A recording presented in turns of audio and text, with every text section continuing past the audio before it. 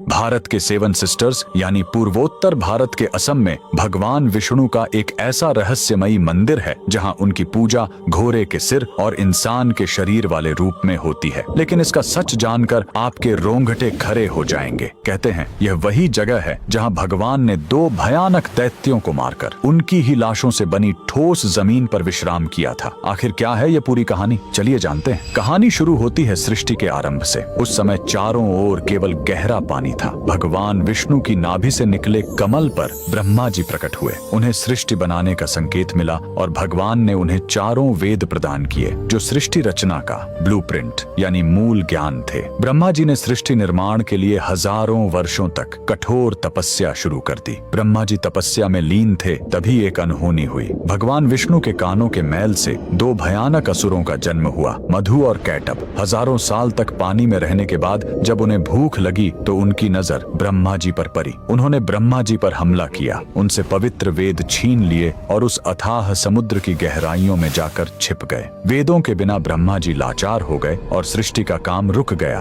ब्रह्मा जी घबराकर विष्णु जी की शरण में गए, लेकिन समस्या बहुत बड़ी थी। मधु और कैटभ ने तपस्या करके देवी महाशक्ति से इच्छा मृत्यु का वरदान पा लिया था, यानी वे अपनी मर्जी के बिना मर नहीं सकते थे। तब वेदों को वापस लाने के लिए विष्णु जी ने हयग्रीव अवतार लिया। उन्होंने घोड़े का सिर इसलिए चुना ताकि उसकी तीक्ष्ण बुद्धि और सूंघने की शक्ति से वे समुद्र के उस घने अंधेरे में भी वेदों को खोज सके। भगवान हयग्रीव पानी के भीतर गए और असुरों से हजारों साल तक युद्ध किया, लेकिन वरदान के कारण वे मर ही नहीं रहे थे। अंत में भगवान ने अपनी माया से उन्हें मोहित किया और पूछा कि तुम्हारी मृत्यु कैसे होगी। असुरों ने अहंकार में शर्त रखी, हमें वहां मारो जहां पानी न हो, एकदम सूखी जगह। पूरी दुनिया में तो पानी ही पानी था। तब भगवान ने अपना विराट रूप धारण किया, अपनी विशाल जांघों को पानी से ऊपर उठाया और कहा, मेरी जांघें सूखी हैं, और वहीं उन दोनों का वध कर दिया। मरने के बाद उन विशालकाय दैत्यों के शरीर से जो भारी मेद यानी चर्बी निकली वो जम गई और उसी से यह ठोस धरती बनी। इसीलिए पृथ्वी को मेदिनी कहते हैं। युद्ध के बाद थके हुए भगवान हयग्रीव ने इसी नई बनी जमीन पर असम के मणिकूट पर्वत पर विश्राम किया। उन्होंने वेद ब्रह्मा जी को लौटाए और ज्ञान की पुनः स्थापना की। इसीलिए हयग्रीव भगवान को आज भी बुद्धि और तर्क का देवता माना जाता है। कमेंट में जय श्री हरि जरूर लिखें।